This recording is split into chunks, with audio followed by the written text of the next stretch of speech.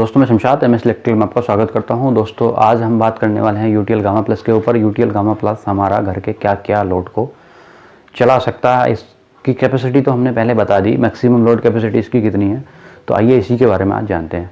तो दोस्तों मैं सबसे पहले बात करता हूँ इसकी मैक्सिमम लोड कैपेसिटी की। तो ये 600 वाट से ऊपर लोड नहीं उठाता है, ये 100% लोड में चला जाता है। 650 वाट लोड पे हमने टेस्टिंग कर रखी है।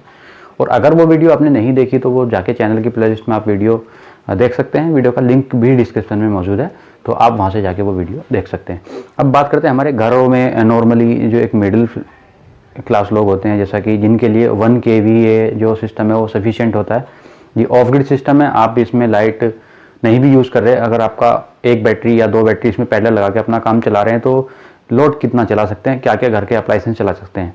तो दोस्तों नॉर्मली घर में सबसे पहले तो एक मैं बात करूं बड़े लोड की, तो एक आयरन होती है, प्रेस जो होती है वो हमारी करीब लेके 400 वाट से 400 वाट से लेके 600 वाट तक प्रेस होती है। हालांकि उस पर लिखा ज़्यादा होता है लेकिन कुछ प्रेस कम लोड लेती है। मेरी जो प्रेस है उस पर भी 750 वाट लिखा है, 750 वाट रेटिंग के साथ में आती है, लेकिन उसका जो कंजप्शन है वो 400 वाट है।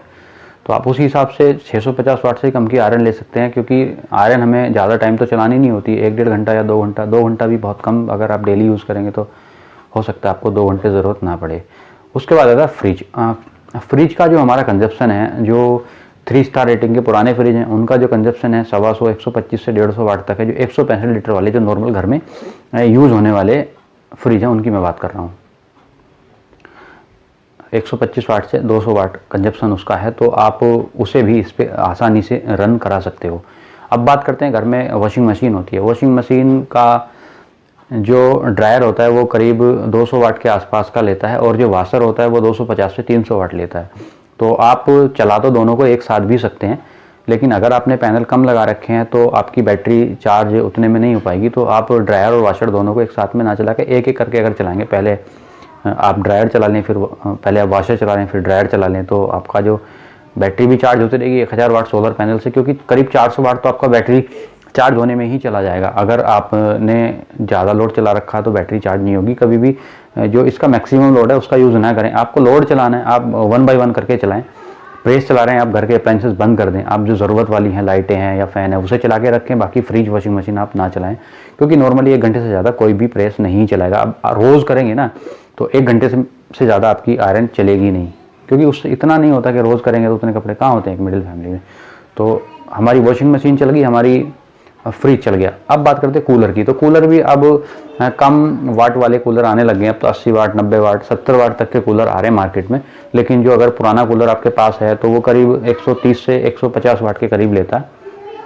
मेरे पास भी एक कूलर है, वो करीब 2014 का है, तो वो 140 वाट लेता है। मतलब मेरा फ्रिज 125 वाट लेता है। तो मैंने आपको 150 इसलिए बताया कि कुछ के पास में और पुराने मॉडल के फ्रिज हो सकते हैं, तो हो सकता है उसका कंजप्शन ज़्यादा हो। लेकिन अभी जो 5 स्टार रेटिंग के जो फ्रिज आ रहे हैं ना, तो उनका तो कंजप्शन 100 वाट से भी कम है। मैं ये जो कंजप्शन फ्रिज का जो बता रहा हूँ वो स्टार्टिंग का बता रहा हूँ। जब अपनी कूलिंग पे फ्रिज आ जाएगा ना, तो उसके बाद तो कंजप्शन उसका धीरे धीरे कम होता जाएगा और 70-60 वाट तक भी चला जाता है।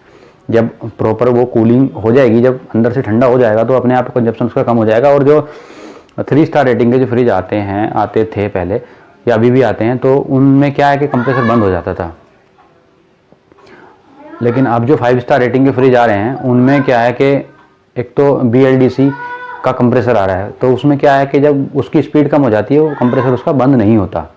मतलब अगर मैं सीधी बात करूं तो इसमें बंद हो जाता है कंप्रेसर, उसमें स्पीड कम हो जाती है लेकिन बंद नहीं होता। तो उसमें क्या होता है, कंजप्शन कम हो जाता है, जीरो नहीं होता। इसमें क्या होता है, बंद हो गया कंप्रेसर, दोबारा से जब स्टार्ट होगा ना कंप्रेसर, तो थोड़ा सा लोड ज़्यादा होता है फ्रिज का, 2 या 3 गुना तक भी चला जाता है, 500-600 वाट तक भी लोड चला जाता है। लेकिन 3 से 5 या 6 सेकंड के लिए वो लोड जाता है, उससे कोई फ़र्क नहीं पड़ता। ये जो गामा प्लस है आपका हैंडल कर लेगा। अब कूलर आपका चला देगा। सीलिंग फ़ैन, आप अगर नॉर्मल सीलिंग फ़ैन भी यूज़ कर रहे हैं, ऊषा का सीलिंग फ़ैन आता है 50 वाट का, मेरे पास भी है। आप 35 वाट के BLDC फ़ैन भी आ रहे हैं, आप वो भी ले सकते हो। 50 वाट का ऊषा का ले सकते हो, और भी 60 वाट के आपके पास ओल्ड मॉडल है, 100 वाट का भी होगा, वो भी चला सकता है। लेकिन आपको जो लोड चलाने हैं वो इस हिसाब से चलाने हैं। आपका जो 16 से प्रोडक्शन आ रहा है उससे आपकी बैटरी भी चार्ज हो और लोड भी चलता रहे, क्योंकि आपको फिर अगर दिन में ज़्यादा लोड चला लेंगे तो नाइट के लिए आपको बैकअप नहीं मिलेगा, आपकी बैटरी चार्ज नहीं हो पाएगी। और अगर वहीं बात करते हैं ये सारे अप्लायंसेस, मान लें फ्रिज आपको नाइट में चलाना है, या सपोज करें कूलर, आपने कूलर तो खैर नॉर्मल चलता ही है, तो आपको अगर कोई भी एक्स्ट्रा लोड रात में चलाना है तो उसके हिसाब से आपको सोलर पैनल ऐड करने पड़ेंगे और बैटरी भी ऐड करनी पड़ेगी।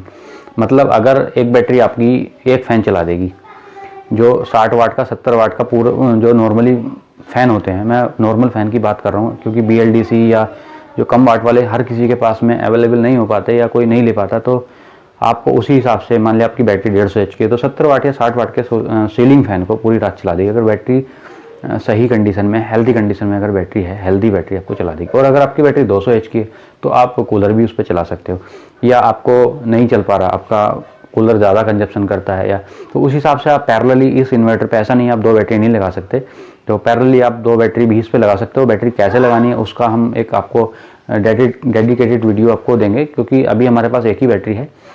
2 बैटरी हम आपको पैरेलल प्रैक्टिकली बताएंगे, ऐसा तो हम बता देंगे, पैरेलली कोई भी बता देगा। नेगेटिव के साथ नेगेटिव जोड़ दो, पॉजिटिव के साथ पॉजिटिव जोड़ दो, तो हमारा पैरेलल कनेक्शन हो गया। वहीं पर अगर हम नेगेटिव के साथ पॉजिटिव कनेक्ट करते हैं और 2 टर्मिनल हमारे, फिर वहाँ पे 24 वोल्ट बन जाता है।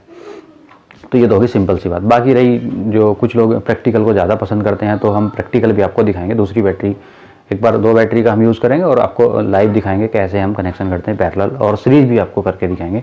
गामा प्लस पे, गामा प्लस सीरीज में तो नहीं चलेगा, लेकिन हम आपको कनेक्शन करके दिखा सकते हैं, बता सकते हैं। दोस्तों, इस वीडियो के बारे में आपका कुछ सवाल या सुझाव है तो हमें कमेंट करके बता सकते हैं, पूछ सकते हैं। और वीडियो अगर अच्छी लगी हो तो वीडियो को लाइक करें, शेयर करें और हमारे चैनल को सब्सक्राइब करके बेल आइकन जरूर प्रेस करें।